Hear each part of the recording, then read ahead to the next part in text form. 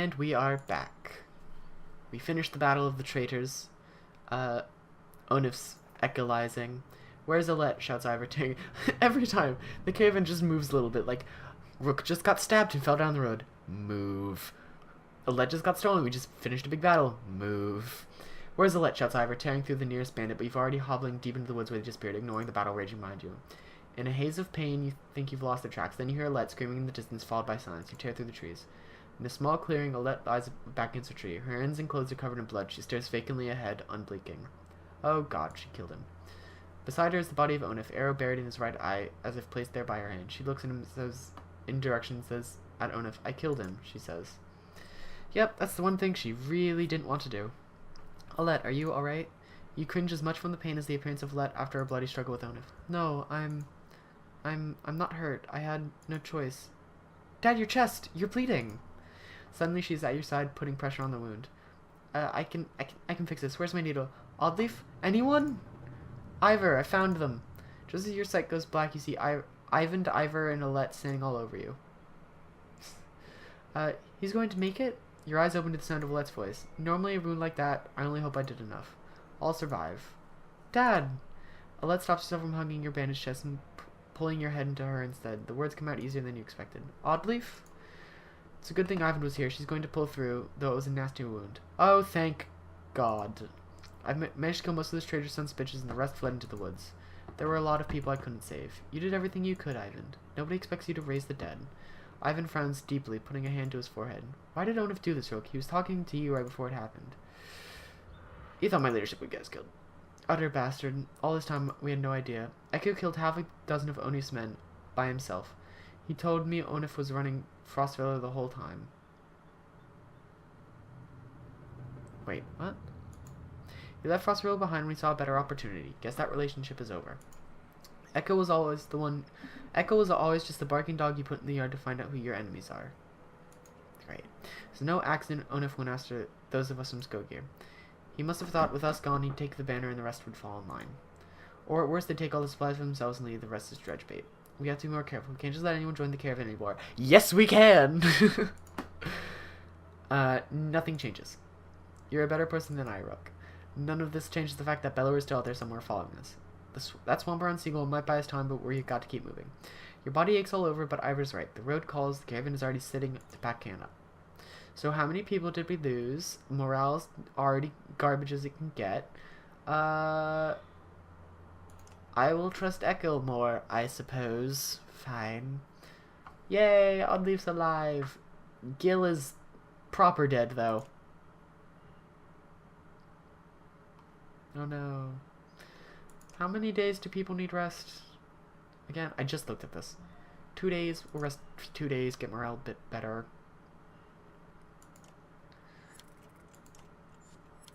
There we go. Now we'll talk to people.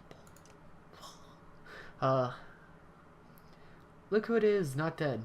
I told you, Ekkil has got the eye squint. Still not dead. How are things, Rook? I guess I can never guess with you, Ekkil. I heard you helped drive off the traitors when Onif attacked. It leaves me wondering, what's your deal? I'm not so hard to understand. Why don't you try asking instead of telling? Why didn't you warn us? Didn't I? How many times did I have to call him a traitor before you got the message? What did you want me to say? Watch out, Onif's going to murder your whole family? He didn't fill me in on the details. He always was like that. In fact, I wouldn't be surprised if he tried to convince you to off me. But listen, I don't need to know, so keep it to yourself. Why did you stick with him? I don't know, Rook. Liars. Family makes you do weird things. You know what the worst part is? We became kin after he married my sister. She died of fever one night. But she didn't. She wasn't sick. He killed her. I don't know why he did. Maybe he just felt like it. I got so furious, I got so angry that I wanted him to beg. I could kill him without a second thought, but that wasn't enough. I wanted to make him feel sick about it, puke his guts out. And somehow he turned that into, over time, he never cared, and I gave up, and did what he wanted. Don't know how it happened. But when I attacked you in Frostfeller, guess I'll say it wasn't my idea. I'll unbind him. Could have killed a lot more than without my hands bound, if that's what you mean. So, Rook, I don't have to be a prisoner anymore? You're gonna let me walk around with my own axe and everything? Doesn't mean I'm not watching you. I can accept that. You're a good man. I need to get going. And I need to take a piss. You're not the only busy man around here, you know. You shake your head as Ekkil steps away from camp. I'm letting him go. But the minute he does anything, he's gone.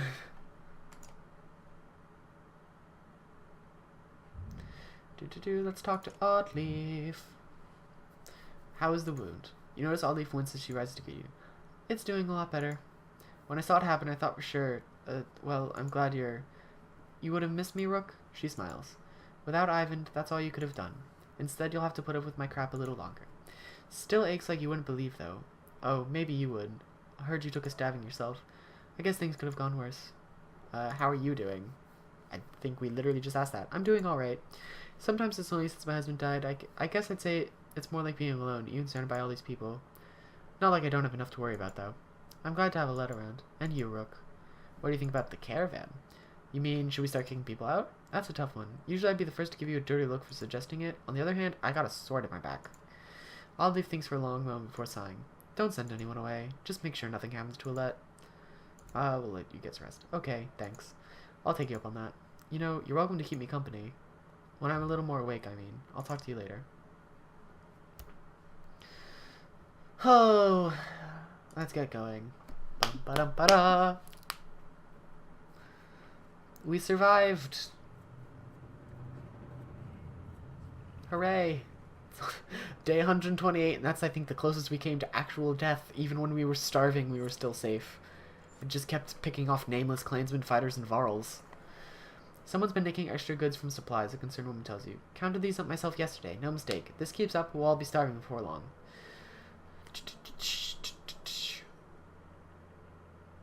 Yes. Your clansmen loathe the idea of you more stringent meals. Accusations abound, 2 different fights erupt before you gain some sense of order, but at least the message got through. There's a town we can restock! Good lord.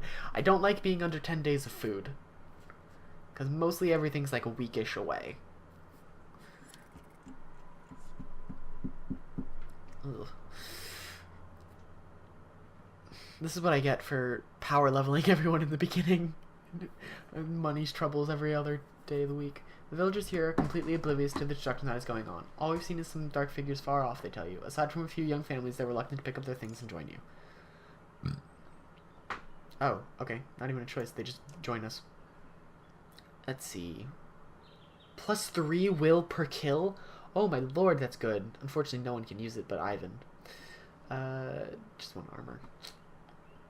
Boop boop doop doop doop doop doop doop doop doop doop boop boop boop boop boop. Oh, good lord.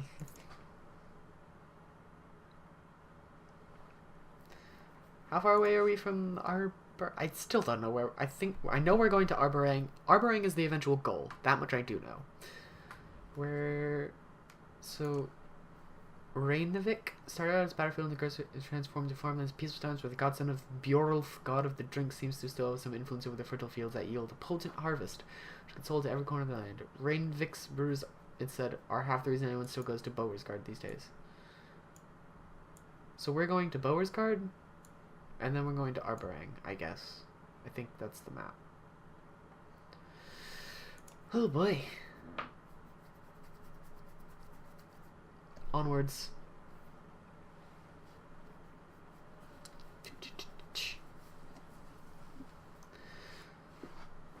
Ow. Oh, the morale's down again. There's that gold. Oh, so that was Reynevik. So that's Godstone. Several women are talking expressively at the young girl found nearly frozen to death and now called Aukfrosta. The quiet child's face expresses quiet terror, aggressively jabbing at the dirt with a stick, which is clearly uses to draw on the ground. Let's look at the drawings. Markings made are somewhat intricate. The squares and circles could be wagons, including descriptions of yaks in front. A line from the yaks leads deeper into the gouges where Aukfrosta has jabbed a stick repeatedly. Depending on how you look at it, though, it could be almost anything. Let's try talking to her. You're safe, Aukfrosta, you say, looking into the girl's blue eyes. She calms a bit before stepping towards you. Using her stick to point at the deep gouges in the ground she previously made, she whispers, edge, edge, edge. Doesn't mean anything to you, but you feel like you connected with her a bit. I don't get it. I swear to God. Wait, hold on. There was a yaks in front, a line leaning, she was... Isn't that what happened to Ubens? Because Ubin had a cart with a yox in it, and then it fell into cliff with dredge. Or does she think there's dredge following us? Thieving bastards, you awaken here. The small band of outlaws who had previously joined the caravan made off with a substantial amount of supplies while everyone slept. A watchman tells you. Why did that so they had to join us to begin with? Fucking... because they were fighters. It cost us a day of supplies. Oh no. I shouldn't say that. Oh, I shouldn't say that at all.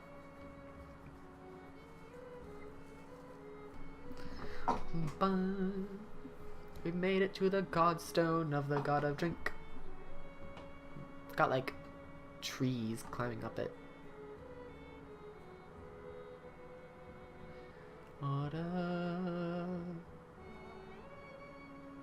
There's one of them drinking horn things.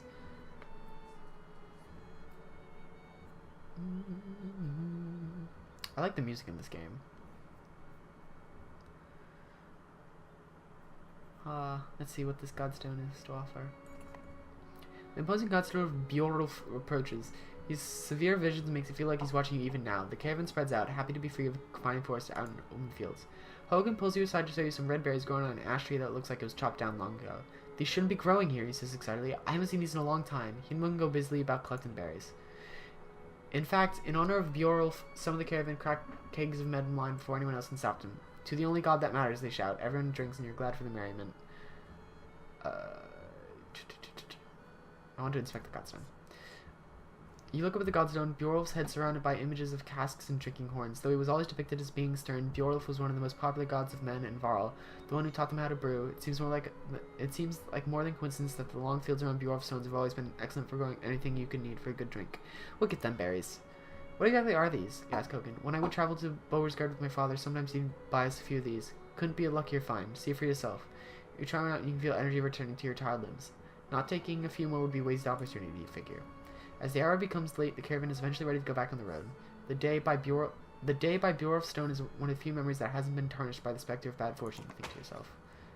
Tisselberry. How do I can't see what stuff I have. Dang it. I have to camp for that. And morale goes straight back down. Because of course it does. Or is this Renovik? This is... sorry. Renovik.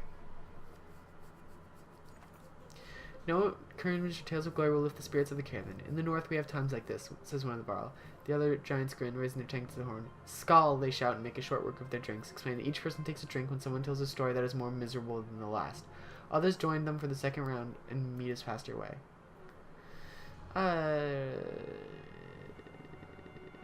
Sure. I'll join in. Thinking me, you shout, Skål, the crowd cheers and laughs echo through the camp. Now it's past it. Accusing me more absurd stories of woe. The Varl's remedy is success came in a much better mood than the following day, albeit hungover with less meat than before. We got better morale, that's all we need. And it's down again. Rainmead is more of a smattering of farmhouses than a proper town. Though judging by stray dredge stalking through empty fields, it is barely even that anymore. Great. The dredge are everywhere. Good lord. Renovik comes and goes in a long series of farmhouses, abandoned crawlings with dredge. The farmers have probably already fled to Boersgard. You try to hurry past, but eventually spotted by dredge start ampling. Great. What is that? Points Oddleaf near one of the longhouses. In the distance, a large person, clothed seeming covered in blood, is cursing loudly and stumbling about. He staggers into a longhouse, laughing. The dredge heading your direction turn back, roaring, begin pounding on the longhouse door. They seem to be holding a grudge against this particular person. You doubt the door will hold on. Fucking fine, we'll help. Against my better judgment, we should probably do something, you say. The others agree, even though it means putting them all at risk. As you quietly approach, the dredge manages to splinter the door and break through. Hey, shouts a varl wearing all red, standing on the other side of the dredge. Came all the way up here just for me? He seems unconcerned about the dredge as he holds his enormous sword. That guy looks familiar. Ubin? When did we gain? So what do these do?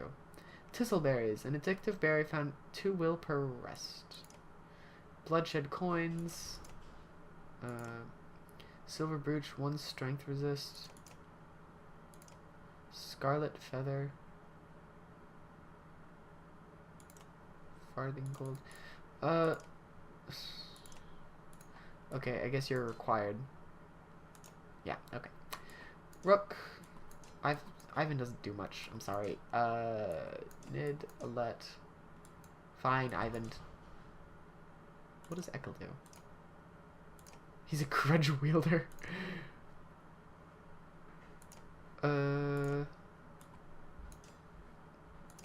Yep, let's go.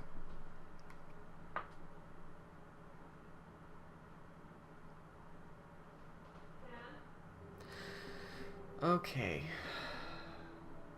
Let's go. One here. One here. Here. Here. Change my mind. Here. Here. Here. Nope. Nope. Nope. Nope. Nope. Nope. Nope.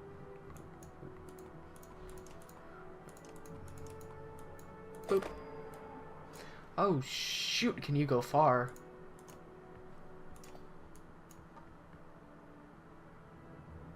He can use Tempest.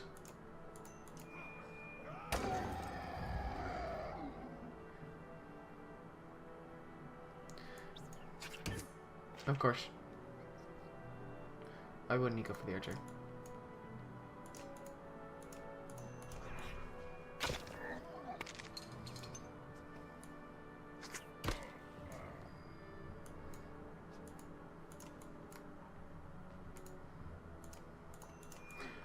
Bye! Get rid of the big guys. Is he summoning a friend? He's summoning a friend already. Are you kidding me?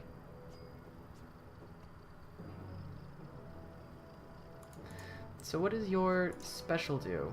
Does one strength damage knockbacks on enemies on an adjacent tile? Okay. Let's just attack then.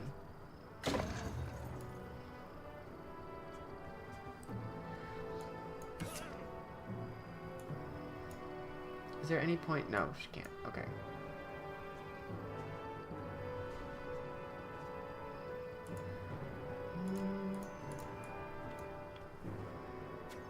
Pop. That's right, back up. We just gotta kill this one. This one. Yeah.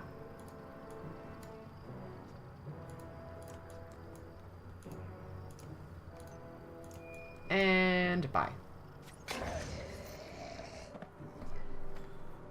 Yes, gather in one place. Let me use Tempest. Tempest. Okay. So. Oh, it's only one? Okay, and do it to these two. Nice. Can you, like, stop?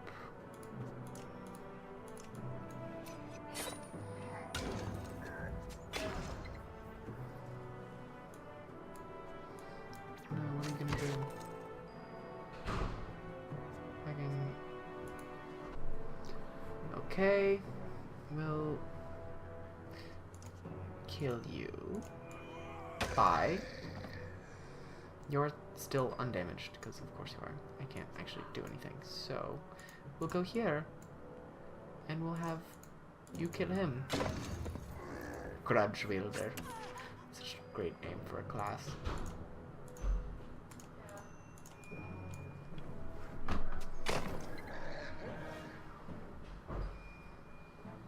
Look how far you can go. Like, seriously, look at that.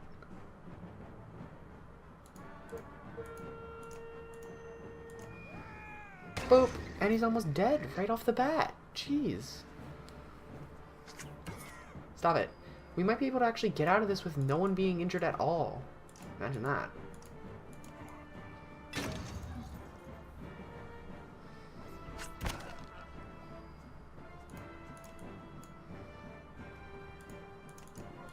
Oh my god, we're gonna get out with no one being damaged. Huh! How long has it been since we've been able to do that?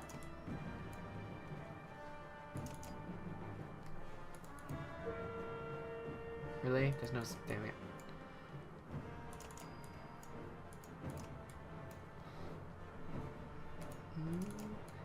Smack.